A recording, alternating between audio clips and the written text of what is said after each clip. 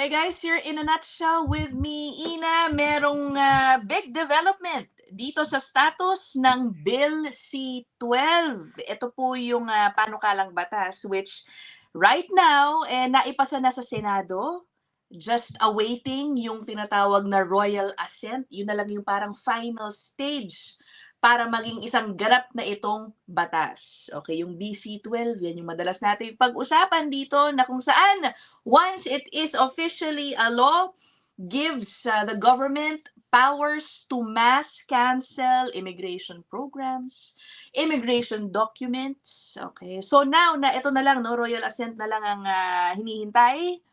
Ano na, what is next? Yan ang ating pag-uusapan with our suke, Attorney Ludang Zalan, immigration lawyer. Nako guys, no? Grabe. Sundan niyo yung kanyang YouTube channel. Ang gaganda ng kanyang episode. Ang gaganda ng viewership.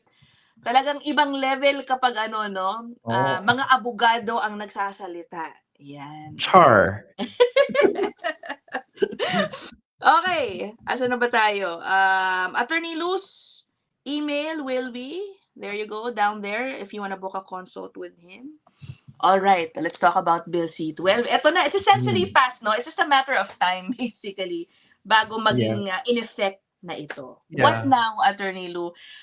Yung mga worried, ano, Attorney Lou, what do you think will happen? Does this mean na kung baka next week, biglang boom, may announcement, wala na tong program na ito, or, one in one snap, lahat ng pending applications, yung mga hindi pa nakakakuha ng AOR, wala na, wag na kayong umasa na darating ba? Should they be worried about these scenarios? Yeah, historically, that has happened, diba? So siguro it's worth taking 2 or 3 steps back. Tignan natin yung konteksto natin dito. Ano ba yung mga nangyari noon? At ano ba yung mga pangyayari ngayon? So una sa lahat, we know that we are in a more dangerous world. We know that Canada is being pressured by our dear neighbor to the south. We know that immigration is a hot topic in the US. We also know that to appease the Trump administration, C-12 was kind of like used as sort of a bargaining chip. The measure, basically, to amend several statutes in the books is essentially to tell the Trump administration, Teka, look, we're doing something, we're trying to align with your, how shall I say, enforcement-focused immigration policies. Yun siguro yung pinaka-polite way of saying this. The reality is that's the context. We also know that there's migration crises after the next. And alam din natin na mataas yung inventory natin ng temporary residents in Canada. And alam din natin na malaki ang backlogs in immigration processing in Canada and even outside Canada coming to Canada. So ito yung konteksto natin. So ano bang gustong gawin ng C-12? Ito yung nagkakagulo lahat, diba? So nagpapanic, hair on fire if I had hair. Siguro yung sinasabi nila, mass cancellation of documents. So even Minister Helena Diab in a Senate committee hearing mentioned and admitted na she needed to have education, that there is a difference between status and a status document. For example, you are a permanent resident because you landed as a permanent resident. Your proof of PR are 2 things. Number 1, your confirmation of permanent residence document, or now your ECOPR, diba? Number 2, pwede rin yung permanent residence card mo. In fact, yun yung unang go-to ng mga tao kasi nga, you need a permanent resident card to re-enter Canada if you're traveling by air. So if you're flying from the Philippines, let's say Philippine Airlines to Vancouver, hindi ka makaka-board ng flight mo to Canada if hindi mo maipipresenta yung passport mo, number 1, because it's your primary travel document, and your PR card, which substitutes for your visa to travel to Canada. Diba? And, sidebar footnote there, in order to enter Canada from the US as a permanent resident, you just need to prove that you're a PR. So COPR is sufficient. You don't need your PR card, FYI. Okay. So status document is your PR card or your COPR. COPR is mas importante. But let's look at the PR card. If they cancel your PR card, does that cancel your PR status? In the same vein, na kapag nag-expire yung PR mo, it doesn't mean that in the same way na kapag nag-expire yung PR card, does it mean that your PR status expires? The answer is no. Yeah. Diba? Kasi PR card lang siya, proof of PR status ito. It allows you to travel. So what you do is you apply to renew before your PR card expires. Ang sinasabi nila, pwedeng i-cancel itong status document na ito kung PR. So doon nagpa-panic yung mga tao in terms of PR. But in a sense, may legitimacy din yung pag-panic kasi paano kung temporary foreign worker ka, you're holding a work permit, and then the government decides, you know what, this class of temporary foreign workers, we don't need them. Now we have this law that allows us to mass cancel documents. Could those work permits be in danger? The answer is yes. Diba? Ganun yun. Or let's say, 10,000 study permits were issued fraudulently because this DLI is up to no good. Can the government now cancel these students' study permits? Well, the answer is yes, with this new law, diba? Or bill, kasi hindi pa nga siya nakaka-receive ng royal assent. And for those of you na kailangan ng refresher sa civics in Canada, yung equivalent ng royal assent is yung presidential signature. Sa Pilipinas, kapag pumasa ang House Bill, pumasa sa Senado, tapos naayos sa BICAM, pupunta yan sa desk ng Presidente ng Pilipinas, pipirmahan within 30 days. If the President does not sign, automatic, this bill lapses into law. In Canada, it's similar. The only difference is you will never see the Governor General veto. On paper, the Governor General can veto a measure passed by Parliament, but it will never do it because of parliamentary deference ng I was gonna ask that uso rin ba dito yung veto? Baka i-veto yung Part 7, kako. No. If the Prime Minister recommends, if the Prime Minister of the time recommends to the Governor General to veto a measure that's passed both houses of Parliament, i-veto siya ng Governor General. It's very unusual. Kasi ang pwede mangyari niyan, kasi constant struggle yan between Parliament and the Crown. Diba? Kasi technically, guys, monarchy po ang Canada, constitutional monarchy po tayo. Pero head of state natin is the King of Canada. Inisip nila King of the United Kingdom. Actually, no. Separate juridical entity po ang King of Canada, which is right now also the King of England. So that's Charles the Third. And what happens is constant struggle between Parliament and Crown. If you go back to history, kaya, kung in theory, kung talagang nagwarla-warla na between the Crown and Parliament, pwedeng gawin ng Parliament, dapat ka pa namin susundin, di ba? Pwede mag-declare ng Republic ang Canada, di ba? So, ganyan yan. So, never nilang gagawin yan ng Crown unless on the advice of the government. All right. Okay, you said, no, na balikan natin, yung Part 7, ito yung pinaka-relevant, I guess, no, for our viewers. Yes. Yung authority to cancel, mass suspend, cancel immigration documents. And it could happen. I guess the question is, do you think, or rather, in what instances, Lou, do you think will this be used? Kasi ina-assure naman, no, ng mga taga-IRCC in the congressional hearings na hindi naman to parang madalas gagamitin. Only for fraud. So you have nothing to worry about as long as trust me, diba? Wala Trust ka namang me. ginagawang mali sa iyong status. You are in compliance with your permits. You have nothing to worry about. So, what's your take on that? Should we trust them na yun lang talaga? Well, bukod dun sa trust, bigyan natin ng hypothetical scenario na palating pinapresenta nga ng government. In a hypothetical scenario na talagang, for example, that DLI, just to go back to that example, let's say there's a DLI that behaved badly and they fraudulently issued letters of acceptance en masse just to make a lot of money. And then, for some reason, a process na positive approval yung mga study permit applications for this particular college. Well then, and then there's investigation that there's fraud involved in that. The government would theoretically now have the power to mass cancel those permits associated with the DLI. Diba? So that, ang question dito, what's the problem there? Kung fraud naman yan. We're basically like putting yung discretion to the executive Wala ng Mhm. procedural fairness, in other words. Kasi dapat individually tinitignan itong mga to kung fraudulent. Totoo Alright. naman kung may pattern en masse, pwede rin naman talaga itong imbestigahan en masse.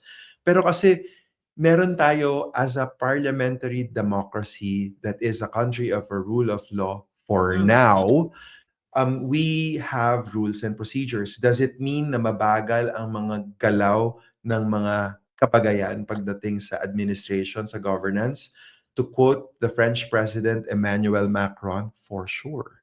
Sabi niya, Mhm. di ba? Mabagal daw ang European Union, for sure. Mabagal ang investment, for sure. Mabagal ang enforcement, for sure. Ganun din. Mhm. So, ang demokrasya, guys, mahirap. But as one philosopher, I can't remember who said this, but there was a political philosopher who said na democracy is the worst system, but show me an alternative that is better. Okay. Parang ganun So eh. So, democracies are messy, but you have checks and balances, you have procedural fairness. Kasama po dito yung pag-prevent ng executive overreach.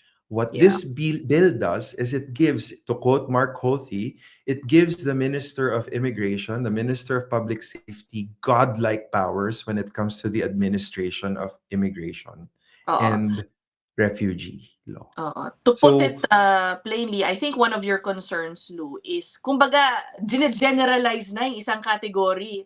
What if hindi naman talaga lahat involved dun sa fraud? If they decide to, let's say, cancel the right. student permits or work permits of those who came from this certain DLI na sinasabihang maraming fraud. Parang ganon. That's a particular example. The general concern that I would have is overreach and blind discretion.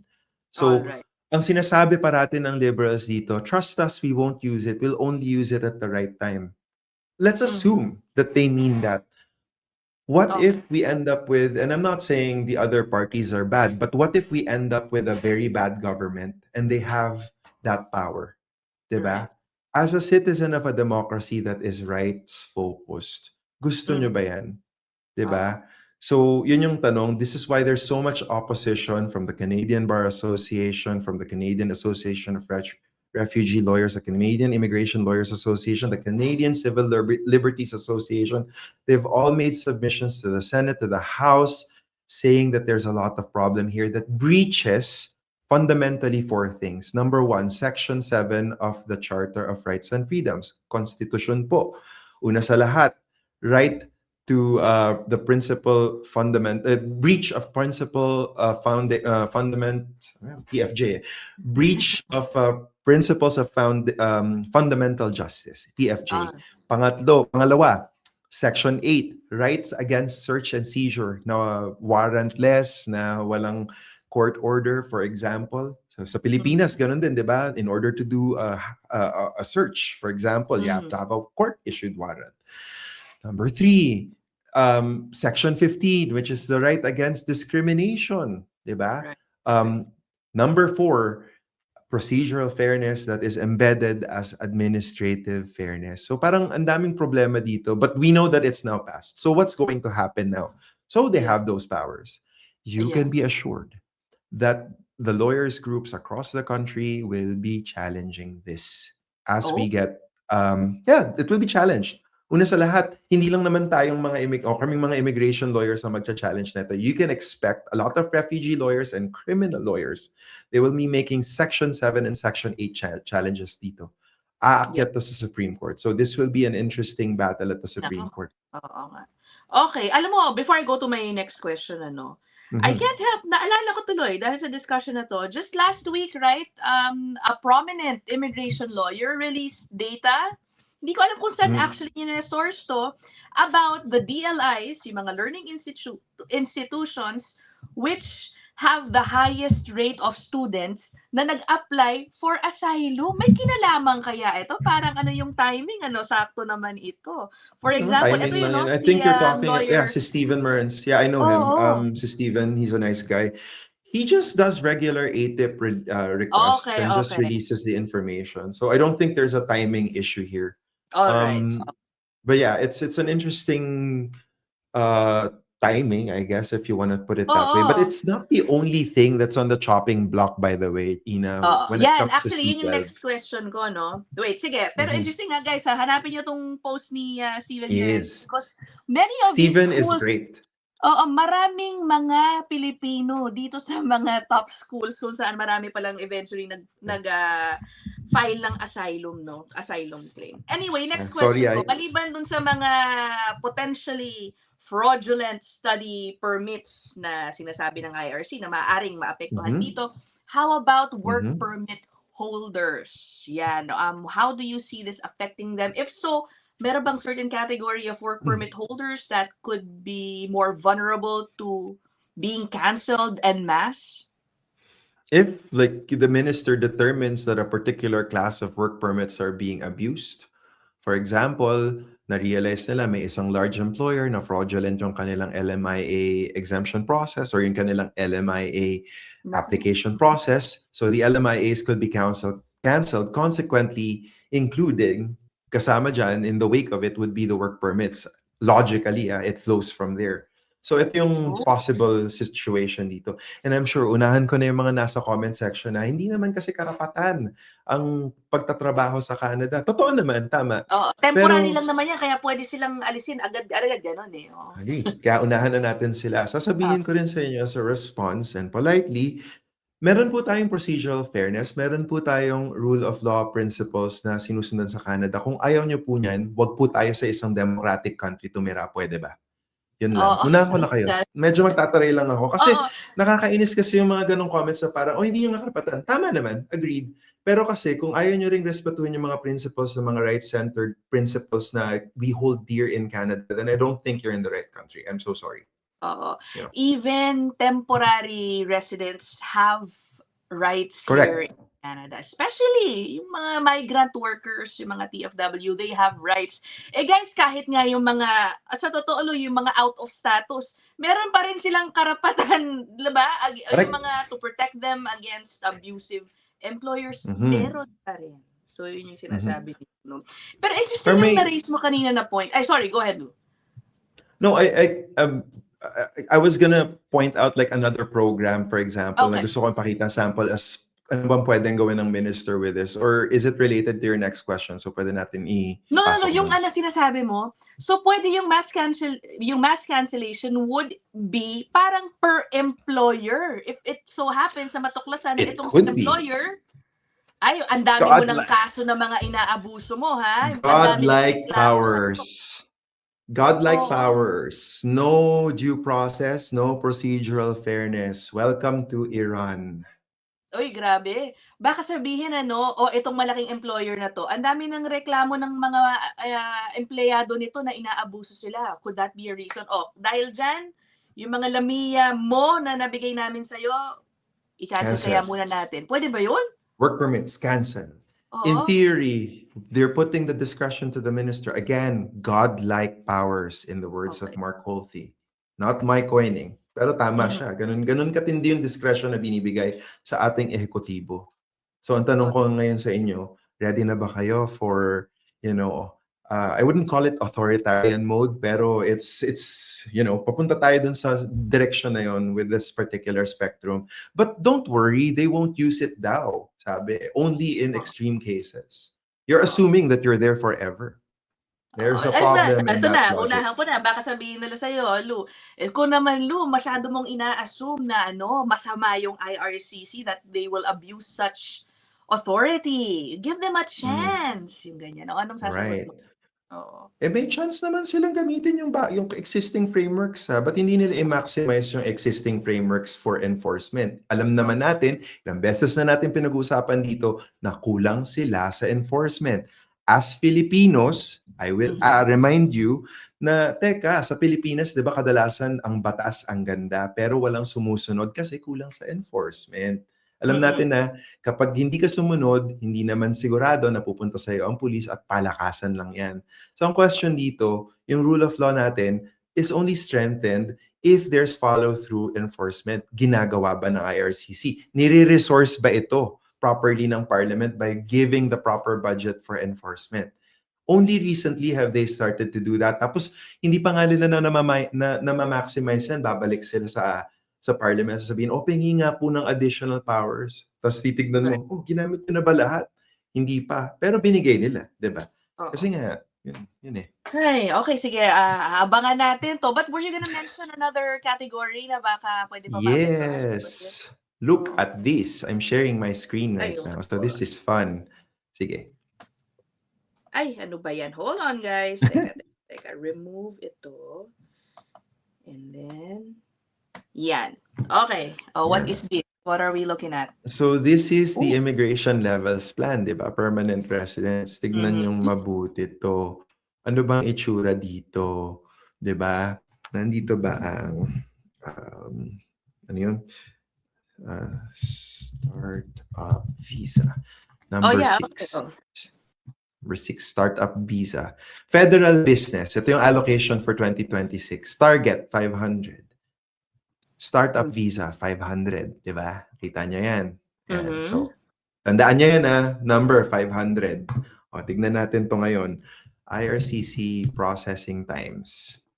This is going to be fun. So, tandaan nyo yun. Again, 500. So, punta tayo. Economic immigration. Ano bang in-apply natin? Startup visa.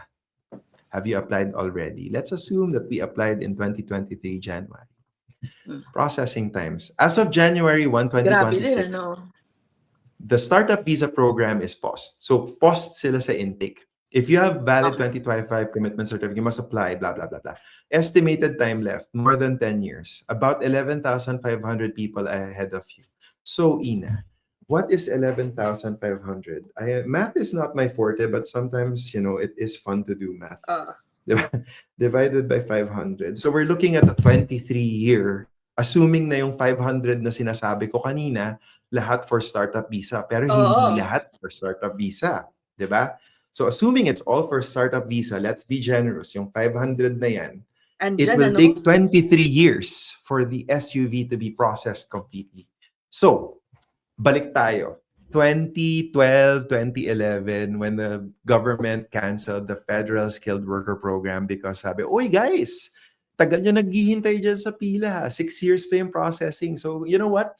We're going to introduce a new program to address the backlogs para mas competitive. And then we're just going to cancel your application. No harm, no foul. Supposedly, allegedly. Here's your money back. Di ba? Parang ganon. So these new powers allows government to do that, by the way. So pwede nilang i-cancel yung SUV backlog.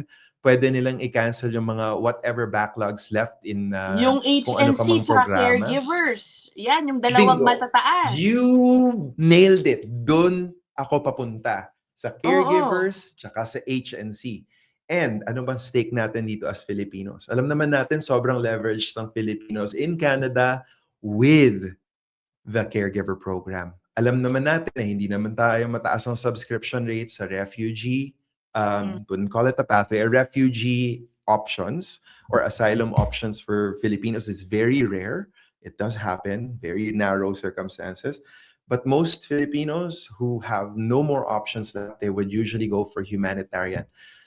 Ma'am, 1,100 slots for this year for HNC. Keep that in mind. Yung 500 na sinabi ko kanina, anong tignan natin sa processing timelines ngayon? Ano ba ang processing time ng humanitarian and compassionate cases outside Quebec? Have you already applied? Let's say I applied in January of 2025. More than 10 years. There's about 27,000 people ahead of you. So, what was the number that we talked about? It was 1,100. So, if you're looking at 25,000 ahead, 2025, so you're looking at more than 20 years of processing. In fact, it says more than 10 years, diba? In fairness, transparency, IRCC when it comes to the processing tool. But if you put all of these numbers together, it's mind-boggling. Now, the minister, if they so choose. Don't worry, they won't use it. Diba? Trust us. Wink. Diba? Kindat, trust us. Ganyan. Tapos cancel lahat. Diba? So sasabihin again, sa comment section, unahin ko na naman. Wala naman talagang karapan. Hindi naman kasi ito di naman kasi karapatan for PR ang pinag-uusapan dito. And I think, Ina, in your channel, you've talked about PR is not a right, immigration is not a right. I agree with you. But procedurally, Canada is a rule of law country. This is a central tenet of our democracy. If you're not happy with that, sorry, you're not in the right country. Parang pakumpletuhin mo naman lang ng proseso. That's the point, Yeah. right? Kasi sinasabi nila parati yung mga nagko-comment na, oh, hindi nyo naman karapatan yan. Pero kasi, from a civics perspective, part of being Canadian is we love our democracy, we love our rule of law, peace, order, good governance. If you cannot absorb the fact na ang mga karapatan ng mga tao ay mayroon sa procedural fairness, then I think you're in the wrong country. Unahan ko na kayo. You're right. Okay. Oh, ayan ha. Thank you so much, Luno. Abangan natin to, by the way. Okay, because you earlier mentioned, din sa start pa lang, na lawyers organizations plan to bring this to court. So parang ano ba to? Parang Pilipinas, pwede bang ma-TRO muna itong Bill C-12? Pag You can get dinala an niyo yan sa korte, injunction. yung mga ganun. Oo. Yeah, you can get a temporary injunction in certain circumstances, but it really depends on the test case na gagamitin to get to the court. I Kasi see. hindi kasi kagaya sa Pilipinas na there are certain types of remedies that you can go directly to the Supreme Court only in the Philippines, diba? Habeas corpus. For example, yung mga questions of constitutional merit that has effect to the national government, diretso ka sa Supreme Court sa Philippines. Sa Canada, hindi. Kailangan dumaan ka sa lowest level of court. Aakyat yan. Galing sa Superior Court, Court of Appeal, to Supreme Court. Ganun yan. Ay, okay. Abangan natin yan. Mukhang hindi pa dito natatapos ating diskusyon tungkol sa controversial na Bill C-12. Yep. Thank you so much, Lou. We will end this episode here. I will see you guys in the next one. Yung email ni Attorney Lee yung nandyan sa baba, ha? Okay, bye everybody!